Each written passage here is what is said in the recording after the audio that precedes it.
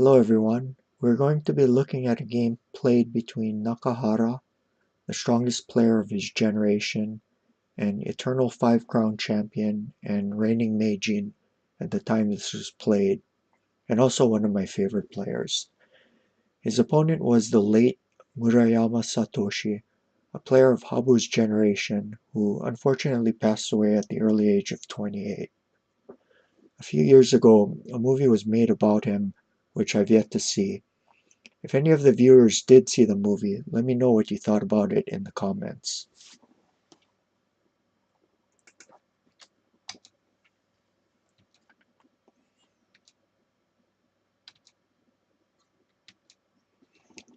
At the time, Murayama had a high winning percentage and was incredibly strong in the endgame. His teacher Mori Nobuo is a well-regarded endgame problem composer.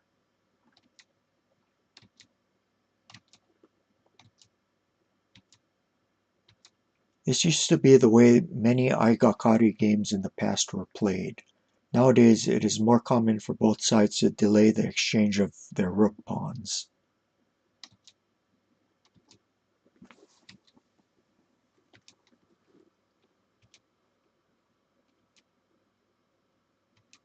This castle is the Nakahara-Gakoi that was sometimes used in aigakari and even more so in the Chuza variation of the side pawn opening.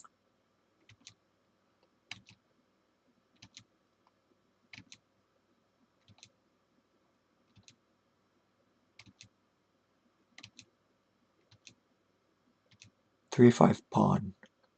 This is a good multi-purpose move, protecting the side pawn, making aji on the third file, and closing the diagonal from 4-4 to 2-6. This latter point is important after the bishops are exchanged. And now if 8-7 pawn, this is solid but aji keshi, that is, it eliminates aji for black. In the game, Nakahara played 5-6 pawn. Now if 8-6 pawn,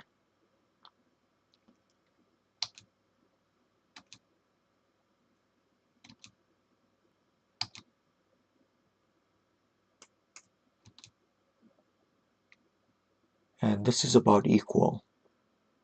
Instead of 4-4 pawn, if 8-7 bishop,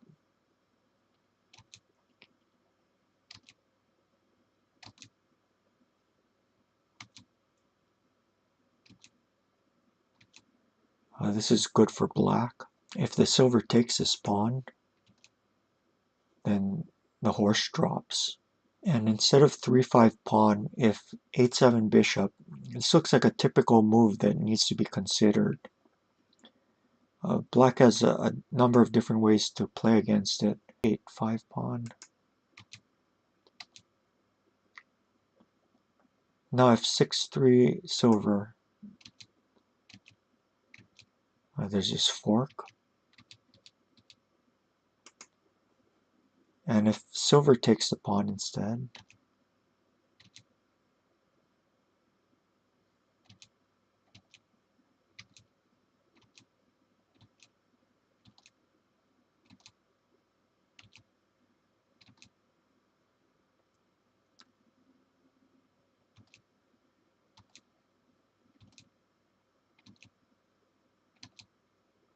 you notice that 8-7 gold is kind of heavy.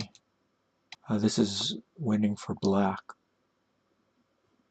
See, the play on the 8th file is very slow. So instead of 8-6 pawn, Murayama played 4-4 bishop.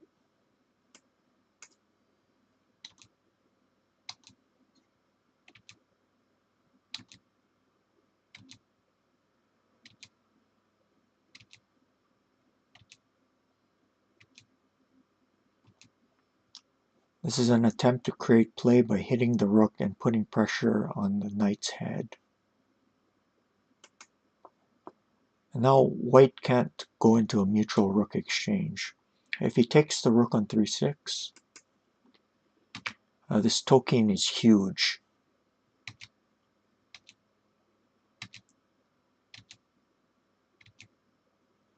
Okay, now White threatens 8-6 knight, but it's a bit slow.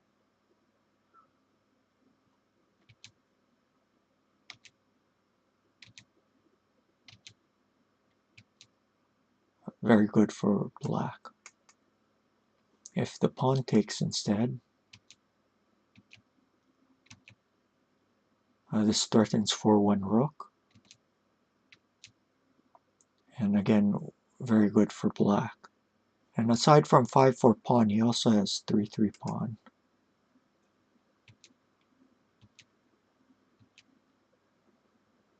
Good for black. Or if knight takes, also good for black. And if he tries for a semi with 8-6 knight, then he ends up getting mated.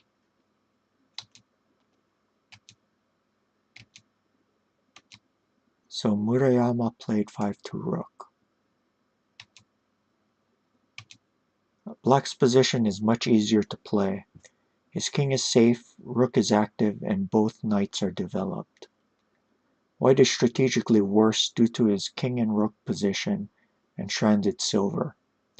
There are various continuations, and the following are given by Nakahara himself. A2 bishop feels too slow after 2-7 bishop promotes. Next, 2-6 horse is unpleasant. If 5-4 pawn, this is very good aji. Or 3-6 bishop.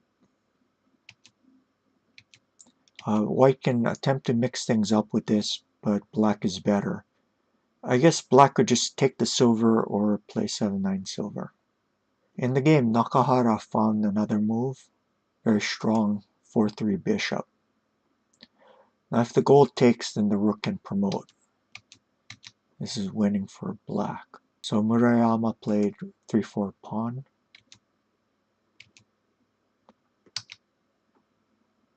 And now if 3-3 pawn, winning for black. So he played 3-3 knight instead. And there's various continuations. One is just promoting the pawn here.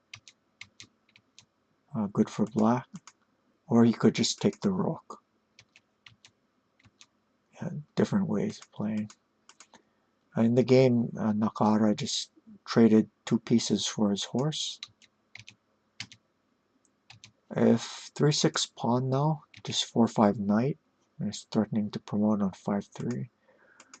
Or if 4-3 pawn, 4-6 dragon hitting the silver. In any case, black has the advantage. And Murayama played 8-7 pawn.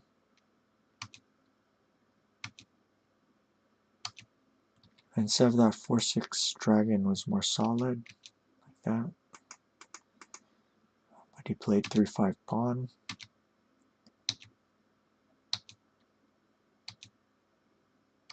And now 2-1 pawn promote was very strong, giving black a really big advantage. Nakahara played 5-4 pawn. Now if the horse takes,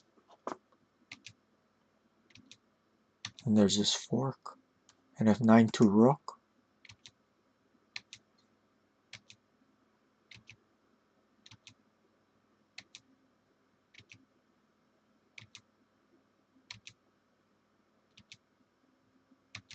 black wins.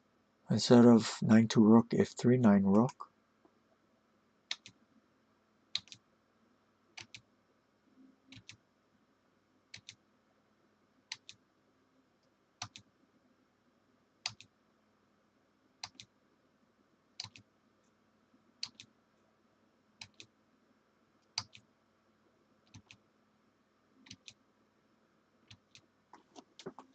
black is also winning here. Instead of 6-2 gold, if the gold takes, it's also good for black.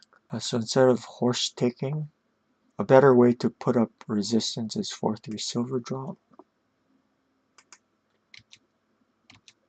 But even here, black has some advantage. Okay, after 5-4 pawn, Murayama took it. Now Nakahara found a nice combination. A 5-3 pawn is very strong.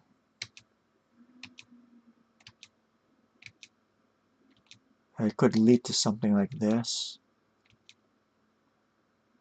Very good for black. Instead of 4-3 pawn, if the rook takes,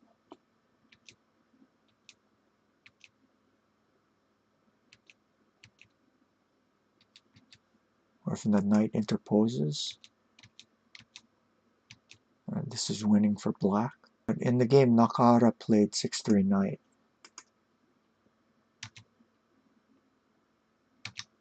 And now a nice light move. 7-1 knight promote. If the king takes, then this rook drops. If the gold takes,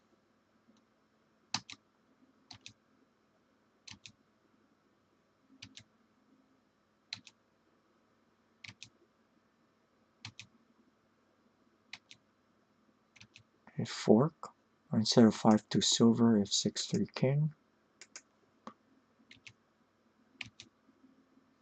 Winning for black. Okay, in the game, white played 5-2 gold. And now 4-2 bishop drop was strong.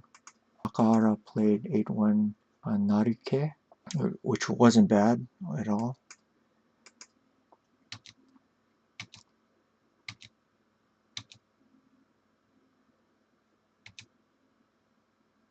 A fork.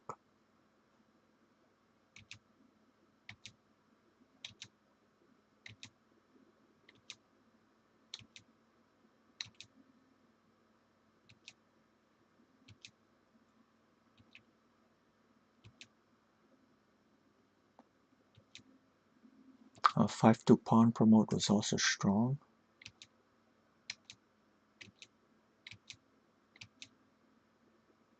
In the game, he played 8-3 Tolkien. Okay, now if king takes, if king up, this wins. If king takes,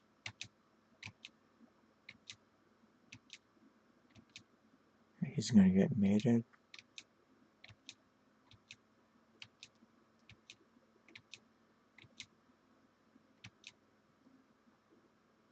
Okay, so he played 5-5 king.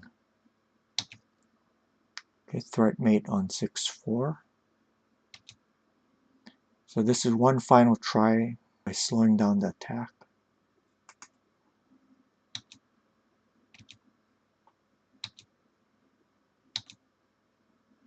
And after 5-9 knight drop, white resigned.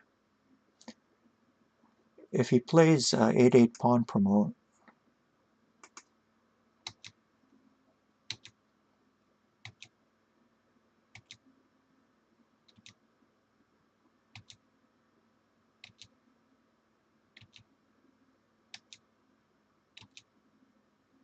this is winning for black. Or 5-6 knight, just 5-1 Tolkien. Okay, that's it for this game. Thank you for joining me today. Any comments or questions can be left down below. If you learned something from this, please give the video a like. Remember to subscribe and let others know about this channel. If you'd like to further support the channel with donations, you can do so by clicking on the Streamlabs link in the description. Donations are not necessary but are always welcome. I'll see you later. Bye.